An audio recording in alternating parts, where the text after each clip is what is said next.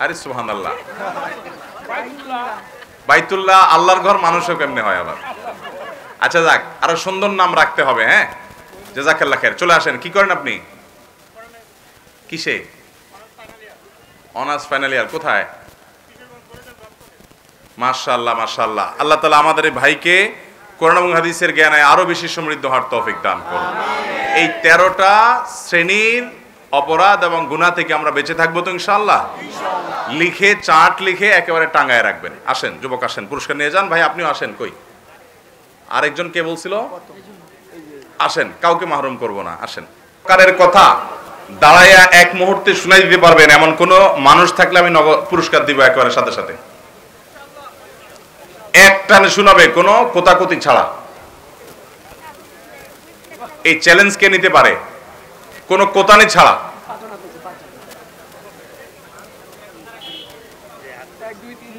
কোতাবেন না কোতানি ছাড়া পারবেন? আপনার একটুখানিও বাঁধবে না এরকম কনফিডেন্ট, আত্মবিশ্বাস কার আছে যে আমি পারবো? আপনার একটু আগে আসেন, ওনাকে একটু আগে আসতে দেন। উনি মনে হয় আলেম মানুষ। আলেম হলে হবে না, ওলামারা তো এমনি পারবে, এটা আওয়াম ভাইদের জন্য না। আলেম না ভাই আমার। মাশাআল্লাহ। জি ভাই। আচ্ছা, উনি না পারলে আপনাদের থেকে শুনবো, দেখি উনি কনফিডেন্ট আছে নাকি ওনার, দেখি। বিসমিল্লাহ। 13 শ্রেণী মানুষ যাদের আমল কবুল হয় না, আমল নষ্ট হয় 13টা গুনাহের কারণে, সেগুলো সম্পর্কে ভাই বলবেন। বলেন বিসমিল্লাহ, বলেন। হ্যাঁ ভাই, আওয়াজ না করি। হ্যাঁ, একটু আওয়াজ দিয়ে বলেন। হ্যাঁ, কুফর এবং শিরকে লিপ্ত থাকবে যে, 1 নম্বর, তার কোনো আমলই কবুল হবে না। 1।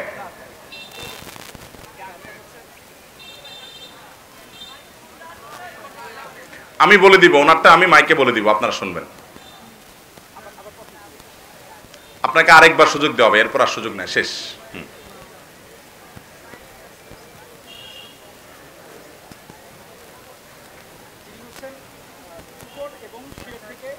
প্রথম হলো কুফর এবং শিরকে যে লিপ্ত, হ্যাঁ, এর কোনো আমল আবাদ কবুল হবে না। 1 নম্বর পাইলাম। হ্যাঁ।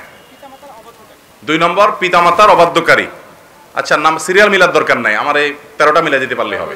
ওকে, পিতামাতার অবাধ্য। হ্যাঁ। 3 নম্বর, দান দিয়ে যে দানের খোটা দিবে, তার ওই দানগুলো কবুল হবে না। হ্যাঁ। হারাম এরিয়াতে, মদিনাতে হারাম এরিয়াতে যে ফাসাদ সৃষ্টি করবে তার আমল ইবাদত, হ্যাঁ, অথবা ফাসাদ সৃষ্টিকারী আশ্রয় দিবে, তার আমল কবুল হবে না। মাশাআল্লাহ, 4টে হয়ে গেছে। হ্যাঁ।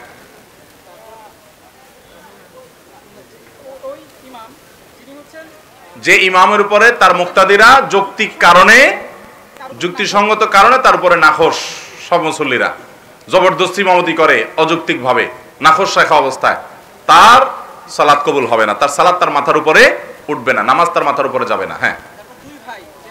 যে 2 ভাই নিজেরা মারামারিতে লিপ্ত, তাদেরও নামাজ তাদের মাথার উপরে যাবে না। 6 প্রকার হয়ে গেল।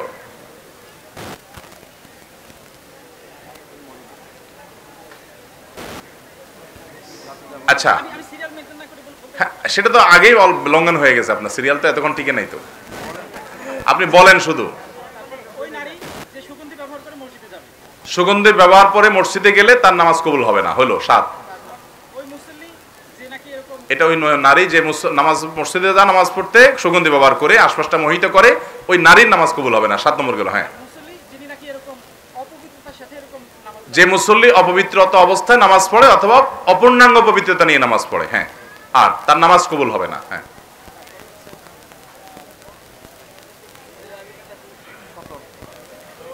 আপনাকে আর সুযোগ দেওয়া যাবে না।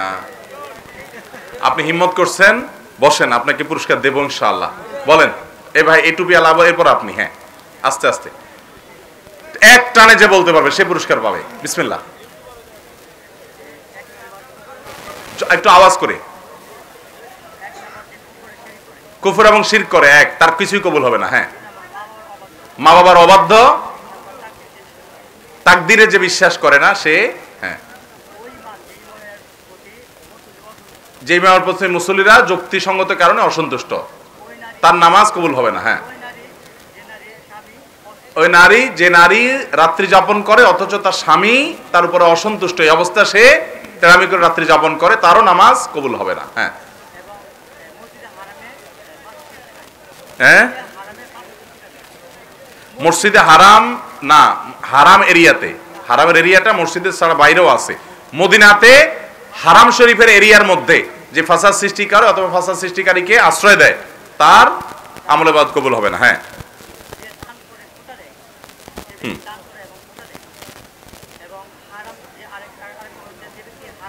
দান করে এবং খোটাতে তার দান কবুল হবে না। 6, হ্যাঁ, যে হারাম টাকা থেকে দান করে তার দান কবুল হবে না। 7, হ্যাঁ, অপূর্ণাঙ্গ ওযু নিয়ে বা অপবিত্র অবস্থায় নামাজ পড়ে তার নামাজ কবুল হবে না। 8, হ্যাঁ, 8টা না 9টা? আচ্ছা 9টা, আমার ভুল হয়েছে। দান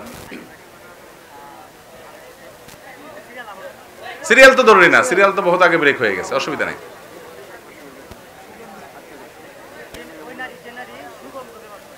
এটা বলছেন, বলা হয়েছে। হ্যাঁ, নামাজ পড়ে কিন্তু সতর ভালো করে ঢাকে না, ওড়না ভালো করে পড়ে না, ওই নারীর নামাজ কবুল হবে না। হ্যাঁ 10 হয়ে গেল। আর 3টা।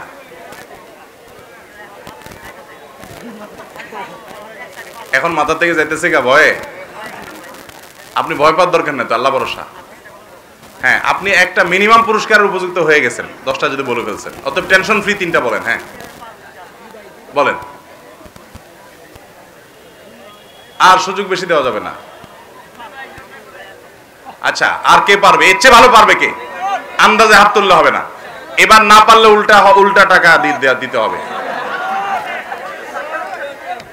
আচ্ছা, দুজনকে সুযোগ দেব। দান, এ ভাই আগে বলেন, একটা না, বাদলে বাদ, এরপরে আপনি। হ্যাঁ, বাদার সাথে সাথে বাদ।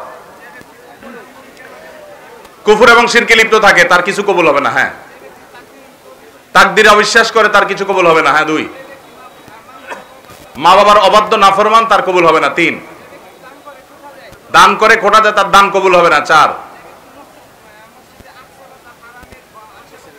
মসজিদে আকসা না, মদিনার হারাম শরীফের এরিয়াতে যে ব্যক্তি ফাসাদ সৃষ্টি করে, তার আমল ইবাদত কবুল হবে না। হ্যাঁ 5, আপন 2 ভাই যখন মারামারিতে লিপ্ত হয় তখন তাদের সালাত কবুল হয় না। হ্যাঁ 6, মাশাআল্লাহ, যে ইমামের পিছনে মুক্তাদিরা যুক্তিসঙ্গত কারণে তার উপর অসন্তুষ্ট, সেই ইমামের সালাতও মাথার উপরে যাবে না। 7,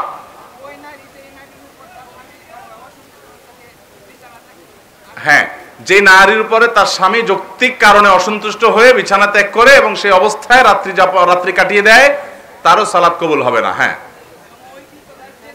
8, হ্যাঁ, অধীনস্থ মালিক থেকে যদি পালিয়ে যায় শরীয়ত গ্রাহ্য কারণ ছাড়া, তারও সালাত কবুল হবে না। 8, হারাম উপার্জন থেকে দান করে, তার দান কবুল হবে না। 9,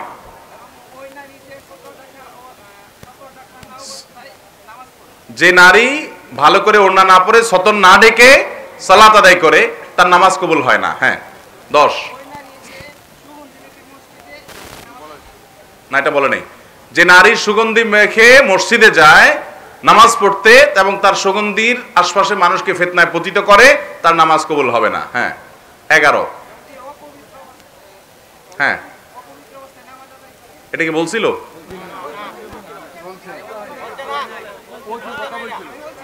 আচ্ছা ঠিক আছে, বলে নাই। হ্যাঁ, তাহলে 11 হলো না 12? 12 হয়ে গেল। যে ব্যক্তি নামাজ পড়ে অথচ তার ওযুটা অপূর্ণাঙ্গ, 12 হয়ে গেল। লাস্ট, আচ্ছা, ওনার বাদ গেছে কোনটা? আপনি দান। হ্যাঁ, এই যে কালো কালো কালো শাটালা, কি বাদ পড়ছে? না ইমামেরটা বলছে, ওনার বাদ পড়ছে কোন পয়েন্ট সেটা বলেন।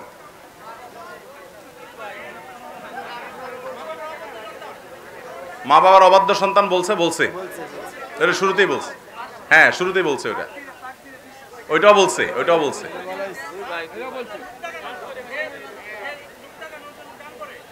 লোক দেখানো দান, এটা বলা হয় নাই?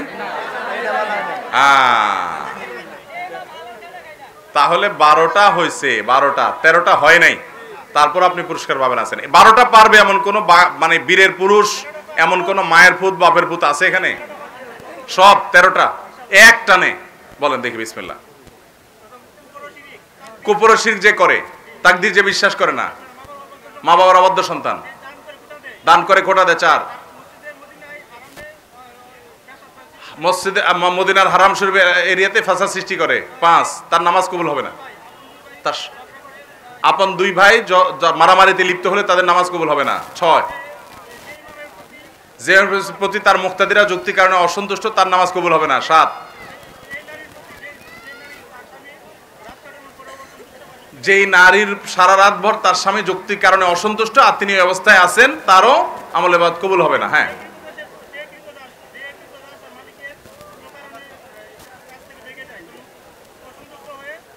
হ্যাঁ, যে ব্যক্তি তার মালিক থেকে ভেগে যায় কোনো যুক্তিসঙ্গত কারো শরীয়গ্রাহ্য কারণ ছাড়া তারও নামাজ কবুল হবে না। হ্যাঁ, হারামটাকে দান করে, এটা বলা হয়েছে না? আচ্ছা ঠিক আছে। হ্যাঁ, যে নারী সুগন্ধি ব্যবহার করে মসজিদে যায়, আশেপাশে পুরুষকে আকৃষ্ট করে, তার নামাজ কবুল হবে না। হ্যাঁ, পবিত্রতা ভালো করে অর্জন না করে অপবিত্র অবস্থায় আদা অপূর্ণাঙ্গ পবিত্রতা নিয়ে নামাজ পড়ে, তার নামাজ কবুল হবে না। মাশাআল্লাহ, 13টা হয়ে গেছে। যে মহিলা সতর ভালো না করে না ডেকে নামাজ পড়ে তার নামাজ কবুল হবে না। মাশাআল্লাহ, নারায়ে তাকবীর। কি নাম যুবক? আরে সুবহানাল্লাহ, বাইতুল্লাহ আল্লাহর ঘর, মানুষও কেমনে হয় আবার? আচ্ছা যাক, আরো সুন্দর নাম রাখতে হবে। হ্যাঁ, জাযাকাল্লাহ খায়ের। চলে আসেন। কি করেন আপনি? কিসে? Honours final year. কোথায়? মাশাআল্লাহ, মাশাআল্লাহ। আল্লাহ তাআলা আমাদের এই ভাইকে কোরআন এবং হাদিসের জ্ঞানে আরো বেশি সমৃদ্ধ হওয়ার তৌফিক দান করুন। এই 13টা শ্রেণীর অপরাধ এবং গুনাহ থেকে আমরা বেঁচে থাকবো তো ইনশাআল্লাহ? লিখে, চার্ট লিখে একেবারে টাঙ্গায় রাখবেন। আসেন যুবক, আসেন, পুরস্কার নিয়ে যান। ভাই আপনিও আসেন। কই আরেকজন কে বলছিল? আসেন, কাউকে মাহরুম করব না, আসেন। মাশাআল্লাহ। তবে প্রথম পুরস্কার এজাজ, আর পুরস্কার করে এত অল্প পুরস্কার আনছো কেন? বাকিরা বসো ভাই। হ্যাঁ,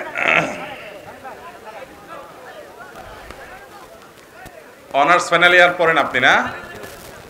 আপনার জন্য পুরস্কার হলো, আপনাকে প্রথম পুরস্কার ঘোষণা করছি। ফেসবুকে আছে আপনার? প্রতিদিন কত ঘন্টা টিপেন? যাহা বলিব সত্য বলিব, সত্য বই মিথ্যা বলিব না। আস্তে ভাই, আপনারা দাঁড়াইছেন কেন? বসেন। যতক্ষণ ফ্রি থাকেন প্রায় সময়, তাহলে তো আপনি ডেঞ্জারাস রোগের রোগী। আপনাকে টাইম ম্যানেজমেন্ট, সময়ের মূল্য এবং হেফাজত, সময়ের সর্বোত্তম ব্যবহার কিভাবে করবেন, এই পুরস্কারটা আপনাকে। হ্যাঁ, এই তো পুরস্কার আরো চলে আসছে। মাশাআল্লাহ। আপনাকে আমি 2টা বই দিতে চাই, কারণ আপনি এত সুন্দর করে শুনাইছেন। দেখি, এই বইটা প্রজ্ঞা যার উজ্জ্বলা জগৎ, নবীজি সাল্লাল্লাহু আলাইহি সাল্লামের প্রজ্ঞা ও বুদ্ধিমত্তার গল্প, এই বই আর টাইম ম্যানেজমেন্ট, 2টা বই আপনাকে হাদিয়া।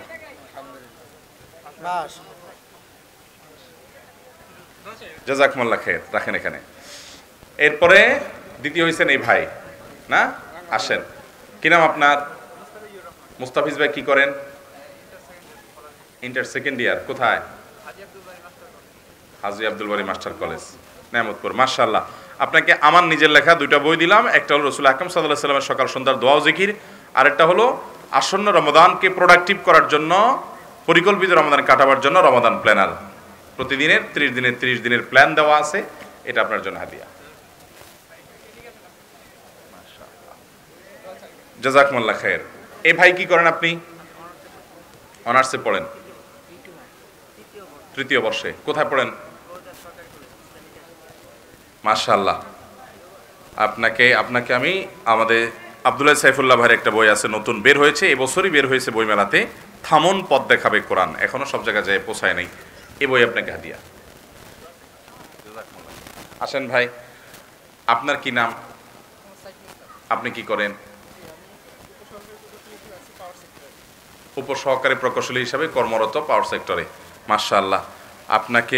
আপনাকে আমি এই বইটা দিই। দেখি, শাহাদাত হোসেন খান ফয়সাল রাহিমাহুল্লাহ, ওনার একটা বই, গুনাহ মাফের উপায়, অনেক মোটাসোটা বই, গুনাহ মাফের যত আমল আছে, যত উপায় আছে, কোরআন এবং হাদিসের আলোকে এই বইতে সংকলন করা হয়েছে। এটা আপনার জন্য হাদিয়া। ওয়ালাইকুম আসসালাম, মাশাআল্লাহ। বাকিরা পুরস্কার নিতে রাজি আছেন? আচ্ছা বসেন, তাহলে একটু চুপচাপ বসেন ভাই। খুব বেশি সময় আমরা নেব না, কারণ আমাদের এশার সালাত বাকি আছে।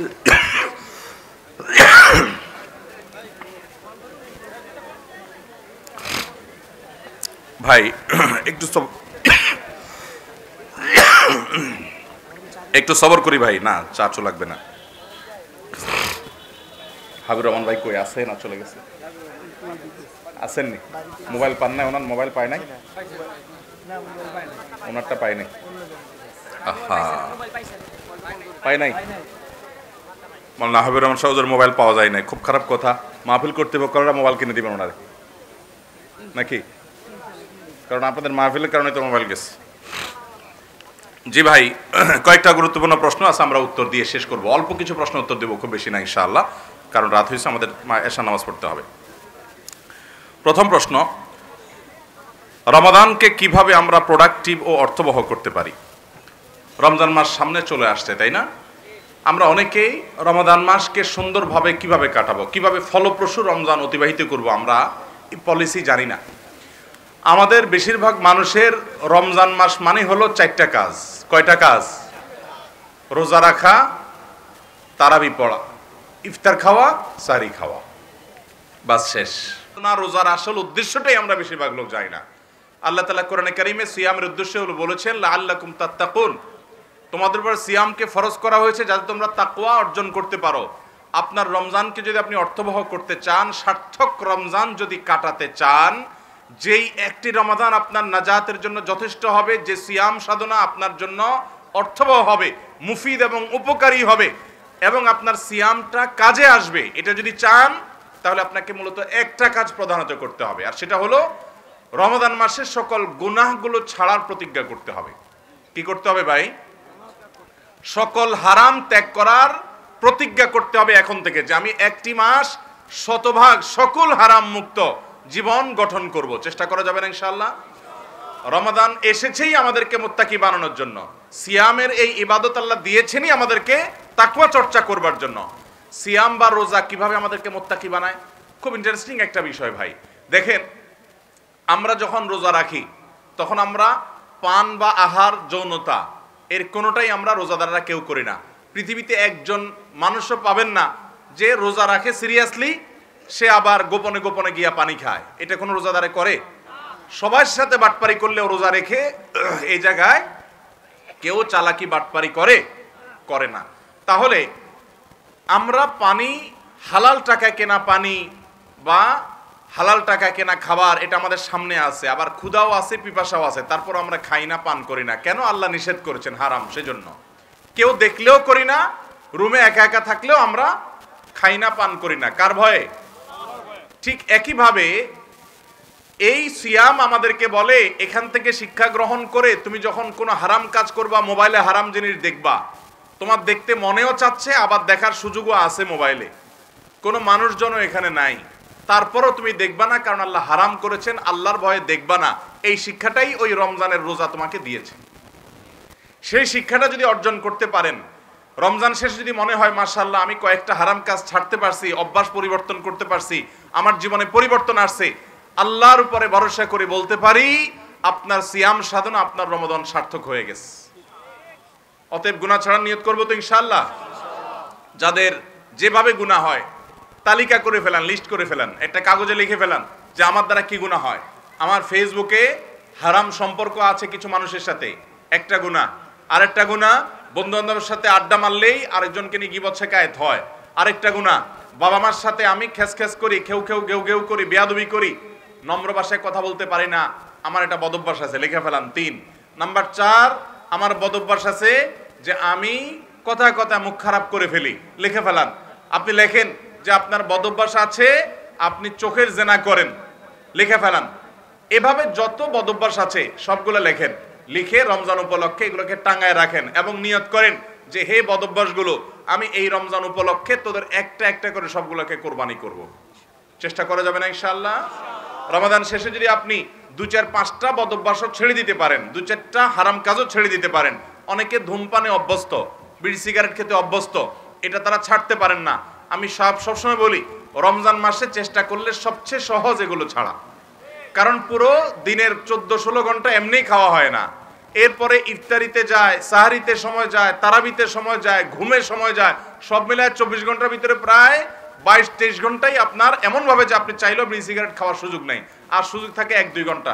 ওই 1-2 ঘন্টা যদি আপনি সবর করতে পারেন তাহলে আপনার পুরো মাসেই আপনি চাইলেই ধূমপান ত্যাগ করা সম্ভব। আমাদের দেশে রোজা কয় ঘন্টা হয়? 14 ঘন্টা। ঘুমাই কয় ঘন্টা আমরা? কমপক্ষে 6 ঘন্টা মিনিমাম। তাহলে 6 আর 14 কয় ঘন্টা হলো? 20।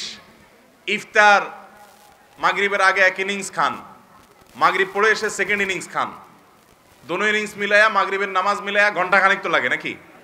তাহলে 20 আর 21 ঘন্টা হয়ে গেল। তারাবির নামাজে মিনিমাম 1 ঘন্টা লাগে, তাহলে কয় ঘন্টা হলো? 22। সাহারি খেতে উঠেন এবং নামাজ পড়তে আসতে যাইতে ওযু প্রস্তুতি সব মিলায় আধা ঘন্টা, সাহারিতে আধা ঘন্টা ধরলাম, সব মিলায়া 1 ঘন্টা ধরলাম, তাহলে সেক্ষেত্রে কত হলো? 23। আর থাকে কয় ঘন্টা? 1 ঘন্টা। চিন্তা করছেন ওই মাগরিবের পর থেকে নিয়ে এশার নামাজের আগ পর্যন্ত এই ফাঁকটা, আর এশারের পরে আপনার ওই শোয়া পর্যন্ত এই ফাঁকটা, এই অল্প একটু ফাঁক যদি বন্ধ করতে পারেন, এই টাইমটা একটু জিম খিজে পড়ে থাকেন যে না আমি ধূমপান করব না, তাহলে আপনার দেখবেন ধূমপানের বদভ্যাস পালায়ে গেছে। এমনি চেষ্টা করা যাবে না ইনশাআল্লাহ? ভাই একটা সময় নিজেকে পরিবর্তন করতে হয়। রমাদানটা আসছে আমাদেরকে পরিবর্তন করবার জন্য। ভাইরা আমার, রমজান চলে গেছে, কোনো পরিবর্তন হয় নাই, যেই লাউ সেই কদু। বিশ্বাস করেন এই রমাদান সার্থক রমাদান না, এই রমাদান অর্থবহ রমাদান না। এই রমাদান আমাদেরকে মুত্তাকি বানালো না, তাকওয়া চর্চা করালো না। আপনি একটা কাজ করেন গোটা রমজান মাসে, এখন থেকে চ্যালেঞ্জ নেন যে আপনি 10টা বদভ্যাস, 10টা হারামের সাথে সম্পর্ক আছে, এগুলো এই মাসে এক বিন্দুও করবেন না। ফেসবুকে আপনার দ্বারা গুনাহ হয়, আপনি বাঁচতে পারেন না, আল্লাহর জন্য এই 1 মাসের জন্য ফেসবুক অ্যাপটাই ডিলিট করে দেন, আনইনস্টল করে দেন। হিম্মত করা যাবে না ইনশাআল্লাহ? যেটা দিয়ে আমার গুনাহ হয় ওই মাধ্যমটাই শেষ করে ফেলতে হবে। একটা মাস যদি আপনি গুনাহ থেকে বাঁচতে পারেন, শুরু করে দেন। এবং এর জন্য 2-1 ভালো বন্ধু দরকার, যারা মুত্তাকি, যারা পরহেজগার, যারা হারাম থেকে বাঁচার জন্য সংগ্রাম করে। এইরকম মানুষদের সোহবত যদি নিতে পারেন, ইয়া আইয়ুহাল্লাযীনা আমানুত্তাকুল্লাহ ওয়া কুনু মা'আস সাদিকিন, তাকওয়া অবলম্বন করো, আল্লাহ বলেছেন ইমানদাররা, আর সাদিকিনদের সাথে, সত্যবাদীদের সাথে, মুখলিসদের সাথে, আল্লাহওয়ালাদের সাথে থাকো। এরকম ভালো বন্ধু যদি তা পান, সার্কেল গড়েন, রমজানের শেষ দশককে ইতিকাফে কাটান। দ্বিতীয় পয়েন্ট এটা, রমজানকে সার্থক করার জন্য প্রথম পয়েন্ট বলছি গুনাহমুক্ত রমজান করেন, এটা হলো 1 নম্বর। একটা কাজ, এটা করলেই সার্থক হবে। এর পাশাপাশি সহায়ক হিসাবে আরেকটা কাজের কথা শুধু বলছি, সেটা হলো শেষ দশকে ইতিকাফ করেন, রমজান অর্ধেক সার্থক হবে। কারণ রমজানের সবচেয়ে বড় আকর্ষণ হলো শবে কদর, সেটা থাকে কোন দশকে? শেষ দশকে। আপনি যদি আল্লাহর ঘরে ইতিকাফে বসে যান, আপনি অটোমেটিক ইনশাআল্লাহ এটা পেয়ে যাবেন, এবং আপনি পুরো সময়টা ইবাদতের মধ্যেই কাটালেন, কারণ আপনি ইতিকাফে আছেন। ইতিকাফের ইবাদত রমজানের শেষ দশক নবী করিম সাল্লাল্লাহু আলাইহি ওয়াসাল্লাম সবচেয়ে ইবাদত বেশি করতেন। কারণ নবী সাল্লাল্লাহু আলাইহি ওয়াসাল্লাম ইদা দাখালাল আশর, এই যে ইয়াজতাহিদু ফীহি মা লা ইয়াজতাহিদু ফি গায়রিহি, নবীজি সাল্লাল্লাহু আলাইহি ওয়াসাল্লাম রমজানের শেষ দশকে ইবাদতের জন্য এত চেষ্টা মেহনত করতেন, অন্য কোন সময় এত চেষ্টা মেহনত করতেন না। অতএব আপনি সেই দশক যদি ইতিকাফে বসে যেতে পারেন, আপনার রমজান এমনি অর্থবহ হবে। ঈদের কেনাকাটা আমাদের অনেকের রমজান প্রথম 2 দশকে, প্রথম 20 দিনে যাও আমল করি, এটা শেষের দশকে মার্কেটে গিয়ে চোখে জেনাটেনা করে আমরা নষ্ট করে ফেলি। ইতিকাফ করলে সেই রাস্তা বন্ধ হয়ে যাবে। তাহলে মূল আমল হলো রমজানকে সার্থক করার জন্য একটা কাজ করেন, গুনাহমুক্ত রমজান কাটান। অনেক বেশি আমল করতে না পারেন, এই একটা কাজ করতে পারলে সাকসেস। পাশাপাশি সম্পূরক আরেকটা হলো ইতিকাফ করেন। চেষ্টা করবেন তো ইনশাআল্লাহ? তাহলে ইনশাআল্লাহ কোরআন তেলাওয়াত করা, অন্যান্য যত আমল আছে, রমাদানের স্পেশাল 27টা আমল আছে। আমার একটা বক্তব্য আছে, অনলাইনে শুনে নিতে পারেন। রমজানকে কেন্দ্র করে রমজান মাসের জন্য স্পেশাল বিশেষ আমল কোরআন হাদিসের আলোকে আছে কতগুলা? 27টা। আমার তত্ত্ব তালাশ অনুযায়ী। অতএব সে সব আমলগুলোই করার চেষ্টা করব, কিন্তু মৌলিকভাবে এই 2টা পয়েন্ট মাথায় রাখবো। আল্লাহ আমাদের সবাইকে আমল করার তৌফিক দান করুন। সবাই চেষ্টা করবো তো ইনশাআল্লাহ। মহিলারা পায়ে নূপুর পরা জায়েজ আছে কিনা? মহিলারা পায়ে নূপুর পরে যদি বাসা বাড়িতে থাকেন কোনো অসুবিধা নাই। বাহিরে যদি যান, পরপুরুষের দৃষ্টি আকর্ষণ করেন নূপুরের আওয়াজ দিয়ে বিভিন্নভাবে, তাহলে সেটা বেপরদিগির কারণে গুনাহ হবে। এমনি সাধারণভাবে বাসা বাড়িতে পর্দার সাথে তারা যদি পড়েন, স্বামী আছে তার সামনে পড়লেন, বাসা বাড়িতে মাহরামদের সামনে পড়লেন, তাতে কি হবে না? গুনাহ হবে না। এরপরে প্রশ্ন হলো, আমাদের এই অঞ্চলে দেখা যায় যে কোনো ঘরে কেউ মারা গেলে যে ঘরে সে ঘরে ওই দিন চুলা বা আগুন জ্বালানো হয় না, অন্য ঘর থেকে খাবার রান্না করে আনা হয়, মানে ওই ঘরে আগুন জ্বালানো যাবে না। কোরআন হাদিসের দৃষ্টিতে এর কোনো ভিত্তি আছে কিনা? জি ভাই, এর ভিত্তি আছে। বরং এটা ওই বাড়িওয়ালারা আগুন জ্বালালে গুনাহ হবে এরকম না। বিষয়টা হলো যে এলাকাবাসীর কর্তব্য হলো কোনো লোক মারা গেলে তার আত্মীয় স্বজনকে এলাকাবাসী খাবার পাঠাবে। কারণ নবী করিম সাল্লাল্লাহু আলাইহি সাল্লাম এরকম এক সাহাবী মারা যাওয়ার পর বলেছেন অন্যদেরকে, তোমরা তাদের জন্য খাবার তৈরি করো, কারণ হলো তাদের প্রিয়জনকে হারিয়ে তারা মনোবেদনায় ভুগছে, রান্না করার মানসিকতা নেই, এই জন্য এলাকাবাসী খানা পাঠাবে। এটা বরং সুন্নাহ। কিন্তু যারা মারা গেছে তারা যদি রান্না করে নিজেরা, কেউ দিল না কোনো এলাকাতে, দেওয়ার মতো কেউ নাই, তারা রান্না করে তাদের গুনাহ হবে না। কিন্তু এলাকাবাসীর কর্তব্য তাদেরকে রান্না করতে না দিয়ে তাদের জন্য কি পাঠানো, খাবার পাঠানো। আমাদের দেশে এই খাবারগুলো সব এলাকায় কম বেশ দেয় মানুষকে, যে মারা গেছে তাদের আত্মীয়স্বজনকে খাওয়ায়, প্রথম 2-4 দিন খাওয়ায়, এরপরে 40-7 দিনের নামে সুদে আসলে সব উঠায় নেয়। ঠিক না বে ঠিক? এই খাওয়ানোর মানে কি বলেন? খাওয়াইলেন 3 দিন, খাওয়াইছেন তাদের ফ্যামিলির 5-7 জন, 10 জন, 15 জন মানুষকে, এরপরে পুরো এলাকাবাসী গরু জবাই করে খাইছেন তাদের কাছ থেকে, তাহলে শুধু আসলে খাওয়া হয়ে গেল না? এই খাওয়া শরিয়া সম্মত খাওয়া নয়। আমরা এই দিনক্ষণ ঠিক করে যে মুর্দাকে কেন্দ্র করে খাবারের যে আয়োজন করি সেটা বেদাতি আয়োজন, এটা কোনো সুন্নাহ সম্মত আয়োজন না। এরপর প্রশ্ন হলো, আমি দীর্ঘ 5 বছর খুব মারাত্মকভাবে অসুস্থ হয়ে পড়ি, যার কারণে আমি রমজানের নামাজ এবং রোজা থেকে শুরু করে দান সাদাকা কিছুই করতে পারি নাই। রোজার যে কাজা সেগুলো আদায় করা হয় নাই, ব্যয় দেওয়ার অবস্থাও খারাপ ছিল। এমত অবস্থায় আমার আল্লাহর হুকুম পালন যথাযথ না হয় আমার গুনাহ হবে কিনা? আমি এখনও অসুস্থ, আমার জন্য ইবাদত পালনের সহজতর কিছু পদ্ধতি বলে দিন, খুশি হব। আপনার সুস্থ কামনা করি। ভাইরা আমার, যে ব্যক্তি সুস্থ অবস্থায় কোনো আমল করে, ওই আল্লাহর বান্দা যদি অসুস্থ হওয়ার কারণে সে আমলটা করতে না পারে, নবী করিম সাল্লাল্লাহু আলাইহি সাল্লাম বলেছেন ওই ব্যক্তিকে পেনশন দেয়া হবে, অর্থাৎ সুস্থ অবস্থায় যা যা আমল করতো অসুস্থতার কারণে সে করতে পারছে না, এখন আল্লাহ তাআলা তাকে সুস্থ অবস্থায় করা আমলগুলোর সব সমপরিমাণ তাকে দান করে দিবেন বিনা কষ্টে। আল্লাহ তাআলা আহকামুল হাকিমিন, কারণ আল্লাহ জানেন বান্দা জীবিত সুস্থ থাকতে করছে, এখন অসুস্থ হতে পারে না, এজন্য আল্লাহ তাকে পুরোটা সওয়াব দিয়ে দেন। এজন্য আপনি আল্লাহর প্রতি সুধারণা করবেন, আল্লাহ আপনাকে মাহরুম করবেন না, গুনাহগার তো হওয়ার প্রশ্নই নেই। তবে ফরজ রোজা যেগুলো আপনার কাজা হয়েছে সেগুলোতে আপনি কখনো সুস্থ হন রোজা রেখে দিবেন, আর সুস্থ হওয়ার সম্ভাবনা আল্লাহ না করুক না থাকলে ফিদিয়া আদায় করে মিসকিনদেরকে খাদ্য দিবেন। এখন সমর্থনে যখন হয় তখন দিবেন, পরবর্তী দিবেন, যেভাবে দিলে আদায় হয় সেভাবে নিয়ত করে করবেন, কিন্তু আপনাকে করার চেষ্টা করতে হবে। আর অন্যান্য আমল করতে পারেন নাই, কোনো গুনাহ হবে না, যেহেতু আপনি অসুস্থ। আল্লাহ তাআলা বলেছেন ওয়া আলাল্লাযীনা ইউতিকুনাহু ফিদিয়াতু তাআমু মিসকিন, যারা সিয়াম রাখতে পারে না তারা মিসকিনকে খাদ্য দিবে। অন্য আয়াতে আল্লাহ বলেছেন ফামান কানা মিনকুম মারিদান আও আলা সাফারিন ফাইদ্দাতু মিন আইয়ামিন উখর, যারা অসুস্থ বা সফরে থাকে ওই সময় রোজা না রেখে তারা অন্য সময় রোজা রাখলেও। নামাজ পড়তে দাঁড়ানোর পর দেখি সামনে টিকটিকির বিষ্ঠা পড়ে আছে, তাহলে নামাজ হবে কিনা? টিকটিকির বিষ্ঠা তো নাপাক, দয়া করে বুঝিয়ে বলবেন। এরকম কোনো নাপাক যদি হালকা পাতলা পড়ে তাহলে ওই জায়গাটাকে অ্যাভয়েড করে সেজদা দিবেন। চাইলে হালকা একটু সরেও যেতে পারেন, চাইলে আমলে কাসির না হয় সেভাবে করে সরে অথবা এটাকে সরাই দিতে পারেন, অথবা এটাকে অ্যাভয়েড করে সেজদা দিতে পারেন, আপনার নামাজ হয়ে যাবে। নামাজ হবে না ব্যাপারটা এরকম না। আমরা জানি লম্বা জামা পরে নামাজ পড়লে নামাজ পরিপূর্ণ হয় এবং সব বেশি হয়, কিন্তু আমরা তো স্কুল কলেজে পড়ি, আমাদের গায়ে সবসময় লম্বা জামা থাকে না, তাই বলে আমাদের নামাজ কি অপূর্ণ থাকবে, সব কম হবে? আপনাকে কে বলেছে লম্বা জামা পরে নামাজ পড়লে সব বেশি হবে? এরকম কোনো কথা তো কোনো আলেম বলেন নাই কোনোদিন, কোরআন হাদিসে কোথাও এরকম কথা বলা হয় নাই। একজনে ফাড়া পাঞ্জাবি পরে নামাজ পড়ছে, আরেকজন গোল পাঞ্জাবি পরে নামাজ পড়ছে, গোল পাঞ্জাবি বলে সব বেশি হবে, এমন কোনো কথা আছে? এমনকি সাধারণ যে পোশাক আছে, সাধারণ পোশাক আছে যেটা কোনো ইহুদি খ্রিস্টানদের মার্কা বহনকারী পোশাক না, সাধারণ পোশাক, ধরুন আপনি শার্ট পরেছেন, প্যান্ট ঢিলাঢালা আছে, যেটা নামে প্যান্ট কিন্তু ঢিলাঢালা আছে, শরিয়া পোশাকের যে নীতিমালা বলেছে তার খেলাপ না, সোজা কথা। এরকম পোশাক যদি পরে নামাজ পড়েন, এমনও হতে পারে অনেক পাঞ্জাবিওয়ালার নামাজের চাইতে আপনার নামাজ বেটার হতে পারে যদি আপনার নামাজে খুশু খুশু পাঞ্জাবিওয়ালার চাইতে বেশি থাকে।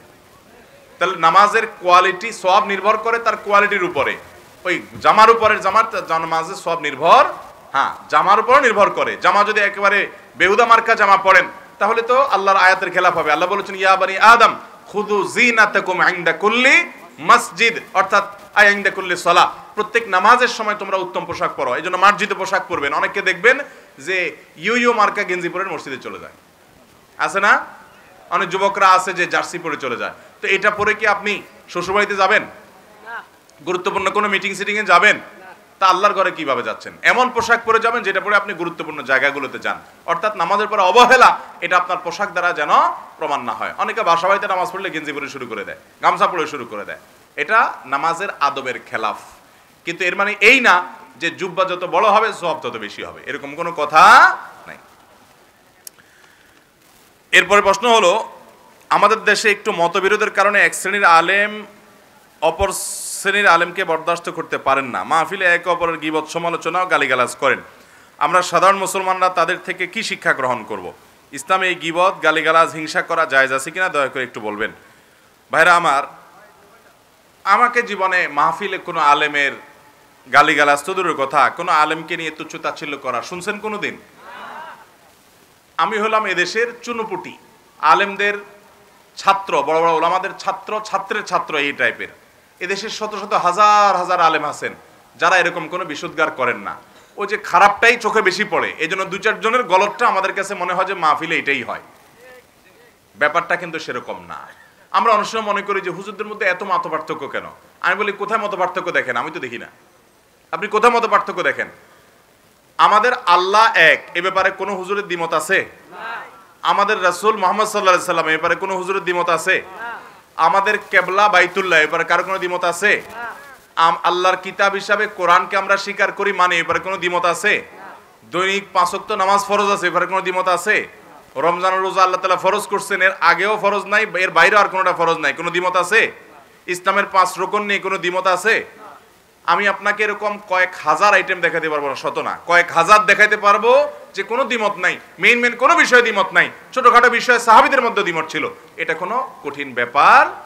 এরপরেও যদি আপনি মনে করেন কোনো আলেম তিনি অন্য আলেমের বিশুদ্ধার করেন, তাহলে মনে রাখবেন ডক্টর খন্দকার আব্দুল্লাহ জাহাঙ্গীর রহমতুল্লাহ বলতেন, ভাইরা, যে আলেম অন্য আলেমের বিশুদ্ধার করে, আপনি ওই আলেমের পিছনে যায় আরেক আলেমের গোষ্ঠী উদ্ধার করিয়েন না।